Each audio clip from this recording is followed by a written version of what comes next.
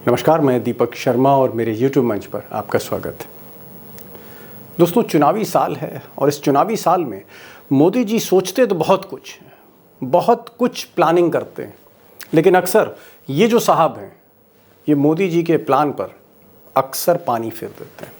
अब मिसाल के तौर पर मोदी जी ने चंद्रचूड़ इन साहब से रिश्ते बेहतर करने के लिए अपने कानून मंत्री की ही बलि चढ़ा दी और उन्होंने सोचा, मोदी जी ने, कि शायद अब रिश्ते बेहतर होंगे और आगे चल के चंद्रचूड़ साहब सरकार को कुछ राहत देंगे। लेकिन 24 घंटे ही नहीं बीते थे कि चंद्रचूड़ साहब ने आज एक फैसले में मोदी जी को फिर एक बड़ा झटका दे दिया। अब ये जो अहम फैसला है या आज का जो अहम आदेश है वो मोदी जी की जो कंस्टिट्यूएंसी है बनारस, वाराणसी, वहाँ से जुड़ा हुआ है।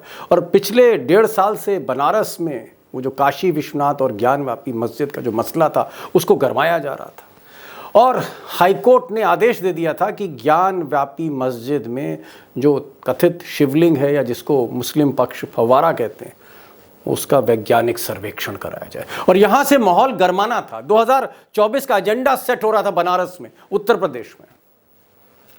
लेकिन आज जस्टिस चंद्रचूड़ ने कहा कि कार्बन डेटिंग, सर्वेक्षण, साइंटिफिक सर्वे अभी नहीं होगा, उस पर रोक लगा दी। और ये रोक क्या लगी? जैसे 440 वाट का करंट लग गया मोदी के भक्तों पर, मोदी की टीम पर।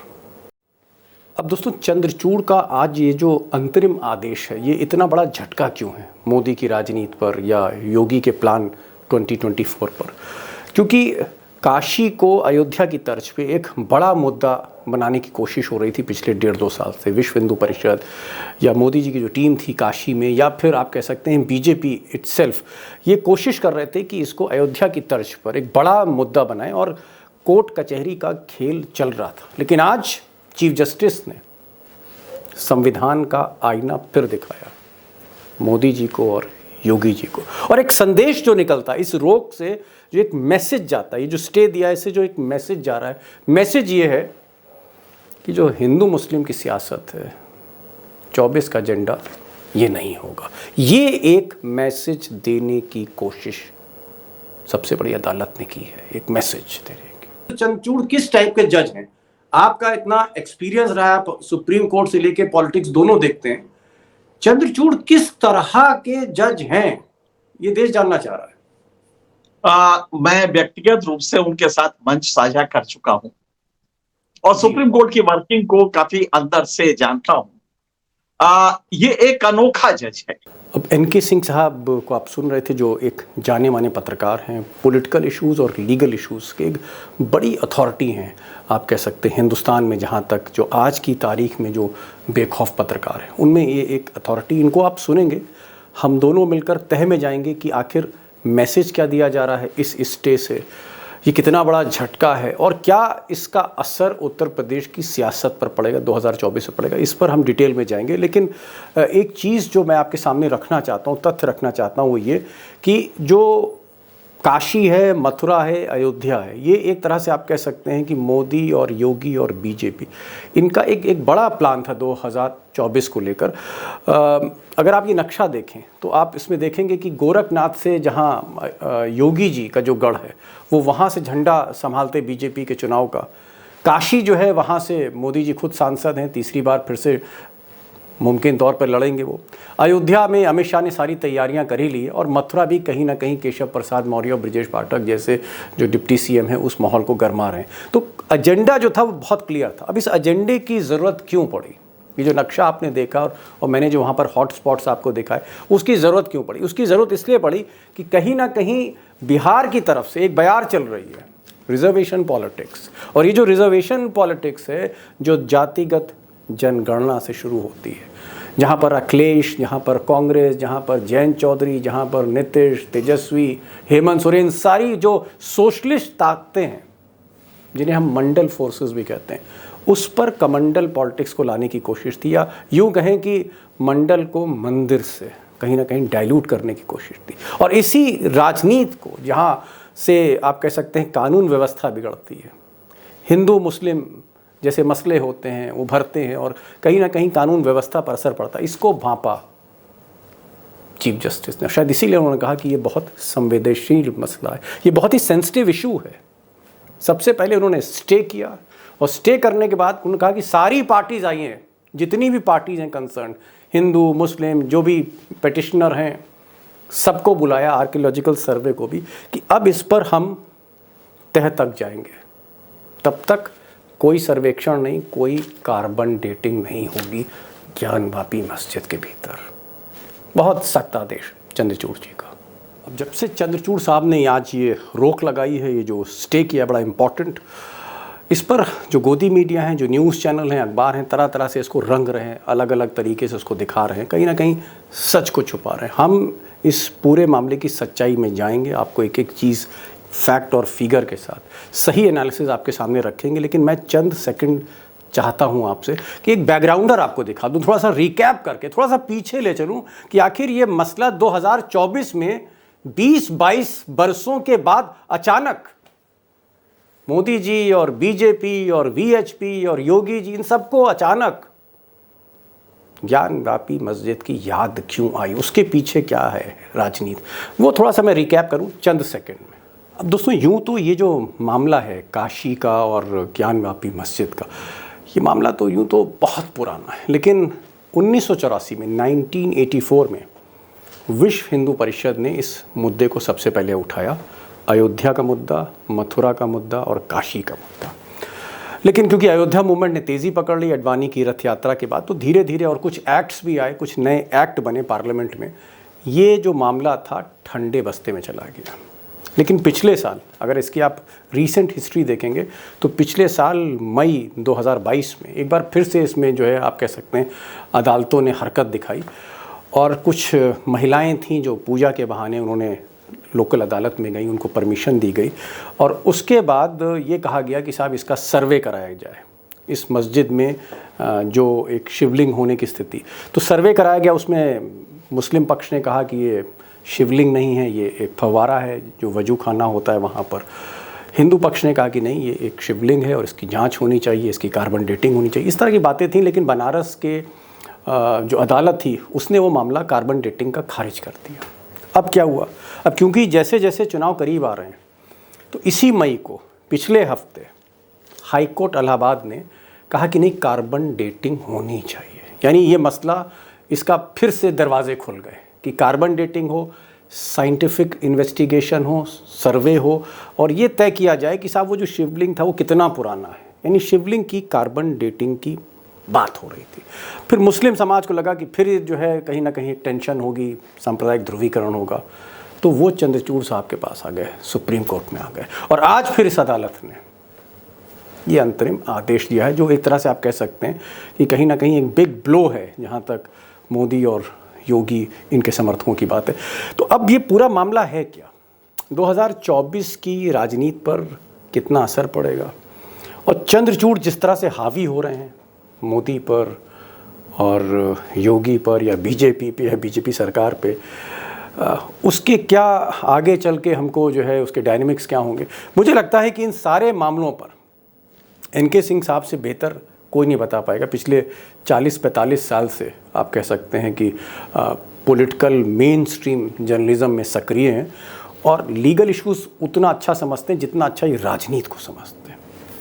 सिंह साहब के पास चलते हैं, और मुझे लगता है कि चंद्रचूड़ ने आज फिर जो एक छक्का लगाया है, इसको समझने की ज़रूरत है कि ये जो रोक लगाई चंद्रचूड़ ने, कहीं ना कहीं इसको जो वहाँ पर योगी के लोग हैं या मोदी के लोग हैं, जिस तरह से वो काशी में एक अयोध्या जैसी राजनीति को सफल करना चाहते थे, कामयाब करना चाहते थे 2024 को लेके, उसको ये एक झटका है।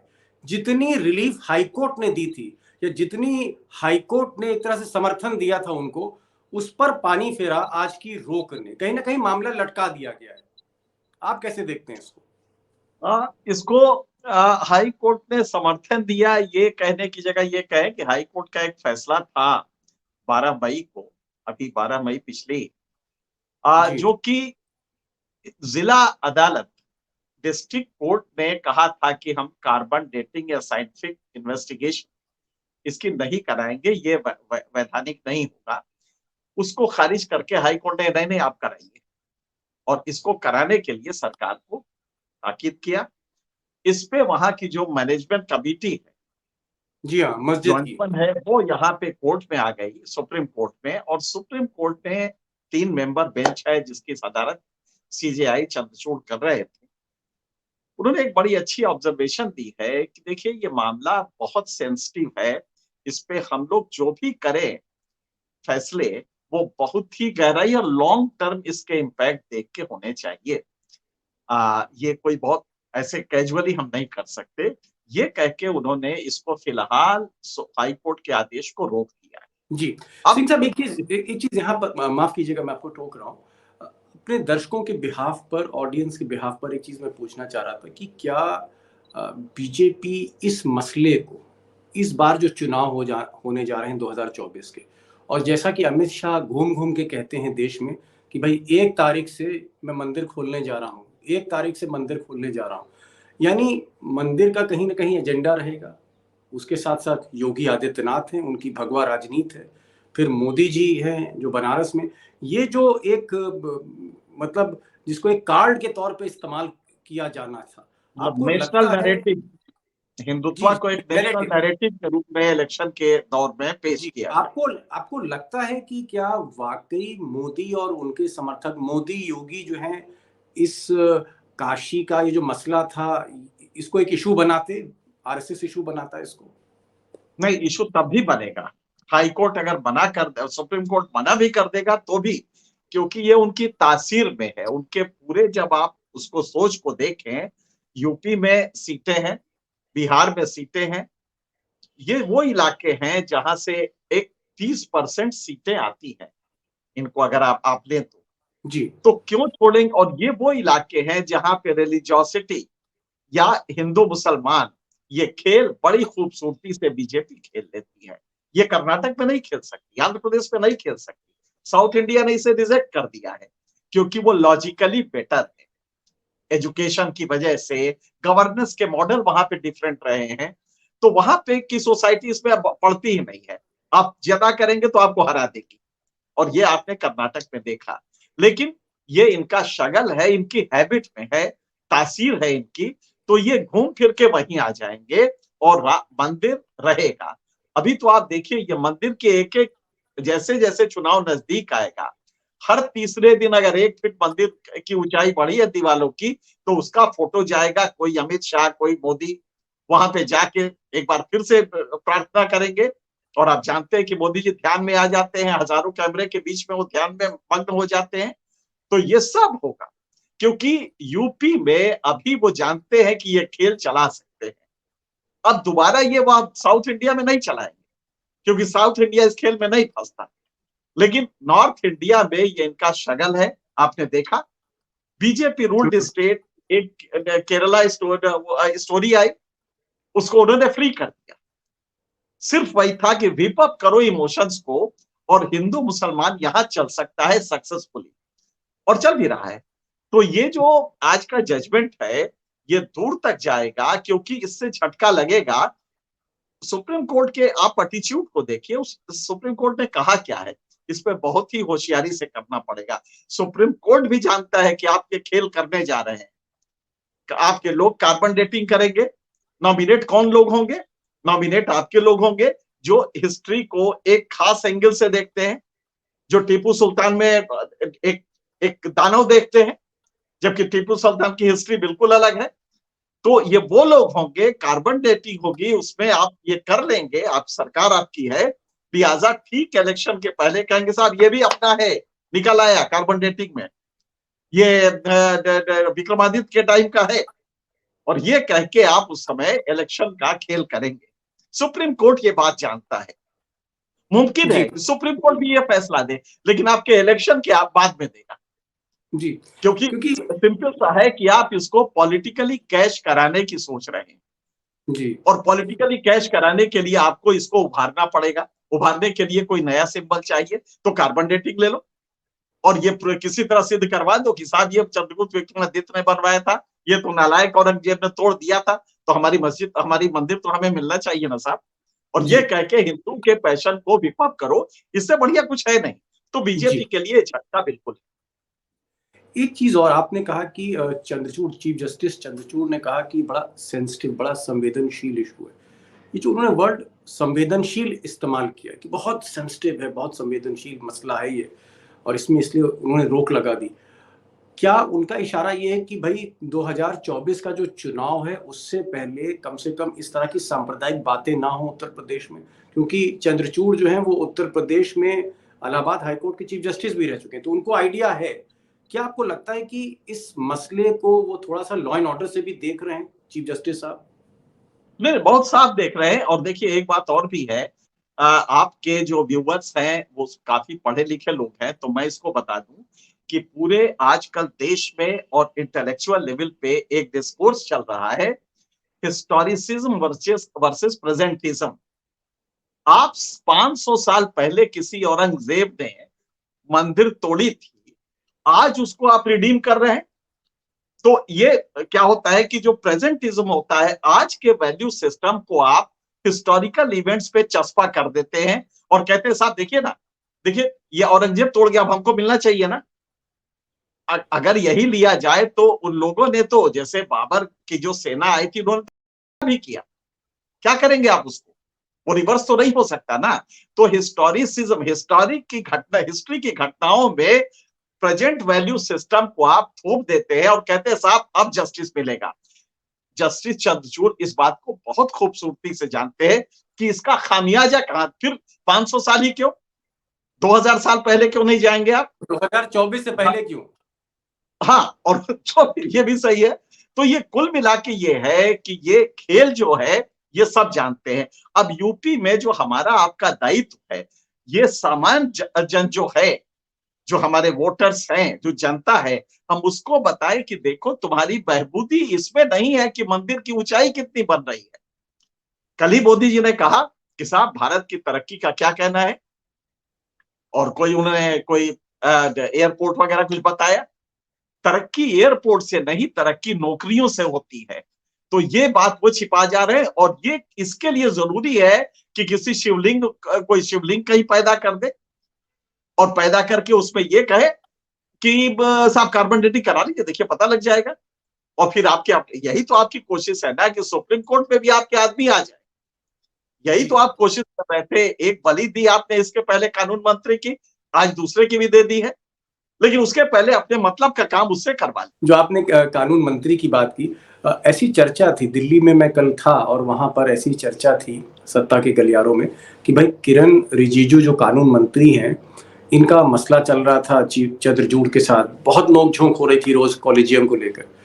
तो रिजिजू की कानून मंत्री की बलि इसलिए चढ़ाई गई, कुर्बान इसलिए किया गया कि कहीं ना कहीं चीफ जस्टिस साहब को थोड़ा खुश किया जाए कि भाई इतना नाराज मत होइए हमसे, आप एक के बाद एक सख्त फैसले दे रहे हैं।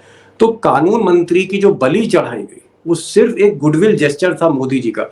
आपको लगता है कि उसका कोई असर नहीं हुआ चंद्रचूड़ का? और अगर चंद्रचूड़ को उसका असर नहीं, तो चंद्रचूड़ किस टाइप के जज हैं?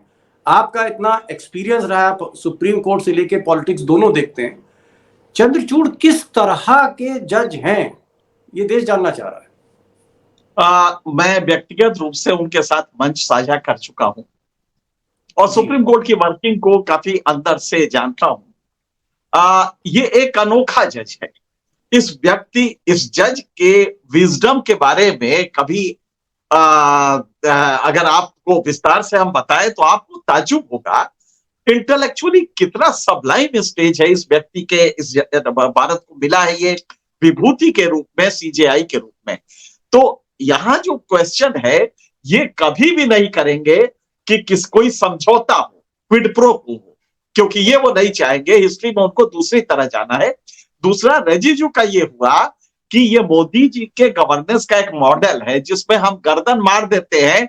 हमारी जो सेवा करता है, कुछ दिन बाद अगर जरूरत नहीं हो तो उसकी गर्दन मार देते हैं, और इसमें उफ भी नहीं करते, क्योंकि ये जानते हैं कि तो इसी के लिए आया था, ये तो बलि का बकरा है, ईद पे चढ़ेगा, ये जानते हैं। लिहाजा रविशंकर का भी यही हुआ, वो भी बढ़ चढ़ के बोलने लगे थे। रिजिजू को इतनी हिम्मत मिली कहां से कि वो सुप्रीम कोर्ट को चैलेंज कर दे और कह दे कुछ रिटायर्ड है जहां गैंग बना के बैठे हैं। ये सिर्फ इसलिए कि इतना करवा लो ताकि मासेस में ही चला जाए। और बासेज में चला है, उसके बाद एक दिन गर्दन इसकी साफ कर दो, दूसरे को किसी को ले आओ, अब की वाला कुछ और भी विनम्र लगेगा। तो ये कुछ दिन करो। आपका कहना है कि चंद्रचूड़ उस टाइप के जज हैं, इस तरह की छोटी छोटी बातों पर वो खुश नहीं होते, ना ही नहीं, इसका कोई मतलब नहीं है। जैसे कि ऐसे भी आज आप देखिए जो ये कहा है, दरअसल ये कॉम्प्लेक्स इशू है। ये इतनी आसानी से आप कार्बन डेटिंग करवा दे। हम तो ताजुब हाईकोर्ट के जजमेंट पे आपने उसके रिपरकशन सोचे हैं, कहां जा रहा है चुनावी रिपरकशन। एक गवर्नमेंट गलत 5 साल के लिए इमोशनल ग्राउंड पे आ गई, तो ये जानते हैं बजट कितने का होता है भारत का? 45 लाख करोड़ के बजट की मालिक बन के हर साल बैठेगी। ये जानते हैं कितने लाख का जीडीपी हमारा होता है? $3 ट्रिलियन का है जीडीपी, $3.18 ट्रिलियन। और इस पे ये जाके सदारत करेगी। तो एक गलत इमोशन पे आप ले लेंगे, तो आपने तो जजमेंट दिया, लेकिन एक गलत जजमेंट से, अच्छा उस जजमेंट का सिर्फ टाइमिंग आप वो कर दीजिए। हाईकोर्ट ने जो गलती की है, आपको संदर्भ भी तो देखना है। अचानक चुनाव आता है तो ये केसेस आ जाते हैं, अब आप जरा गौर कीजिए। 20-22 साल के बाद जी, आंध्र प्रदेश में एक सरकार थी, जैसे ही चुनाव आया ना, तो उसने एक कम्युनिटी को रिजर्वेशन दे दिया, ये जानते हुए कि पॉसिबल नहीं है, संविधान सम्मत नहीं है। लेकिन चुनाव जीत गई, हाई कोर्ट ने खारिज कर दिया, सुप्रीम कोर्ट ने भी खारिज कर दिया। लेकिन ये खेल होते हैं पॉलिटिक्स के। तो ये भाजपा कर रही है ये खेल कि इस समय ले आके कार्बन डेटिंग करो, 4-6 महीना लगाओ, एंड जब फरवरी आ जाए तो ताली बजाओ और पूरे कंट्री में करो कि साहब हो गया, वो तो शिवलिंग ही था। और ये कह के, और ये साहब 2000 साल पुराना है इसके, जब हमने देखे। और यही क्यों कराओ, साइंटिफिक इवेल्युएशन की भी बात है, तो साइंटिफिक भी कराओ। अब तो नए नए मेथड, कार्बन डेटिंग से अच्छे मेथड्स आ गए हैं जी। अब रेडियोलॉजी से करते हैं। तो अगर आपने उसको कर दिया और अनाउंस कर दिया कि साहब ये विक्रमादित्य के टाइम का था, तो हो गया, अब ताली बज गई कि साहब अब यहां भी बनेगा। और आप एक चुनाव जीत गए, इस देश का एक चुनाव जीतने के लिए हिंदू जनमानस को उद्वेलित कर दिया, चुनाव जीत गए। फिर अगला 5 साल है, फिर कहीं और किसी और ज्ञानवापी को देखेंगे। तो हमारा तो धंधा ही यही है कि हम ज्ञानवापी तलाशते हैं। जी, अंतिम सवाल, क्योंकि समय भी हो रहा है। आपको लगता है कि अगर ये इस पूरे मामले में रोक लगी है, अगर ये रोक ना लगती और कार्बन डेटिंग शुरू हो जाती, तो उत्तर प्रदेश में फिर से अयोध्या के साथ काशी एक मंदिर पॉलिटिक्स फिर से डोमिनेट करना शुरू कर देती, और कहीं ना कहीं इलेक्शन यही नहीं होता।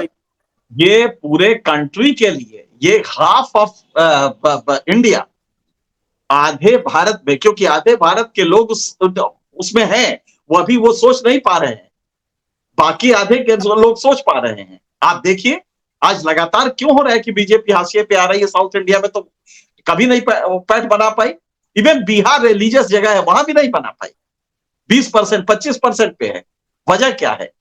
हर समाज होता है जो अपना सोचता है कि यार ये खेल तो नहीं कर रहे हैं, हमारे आपका दायित्व यही कि इनको ये एक्सपोज करें कि देखो चुनाव आया ना, अब ये कार्बन डेटिंग शुरू करा देंगे, ये इनका धंधा।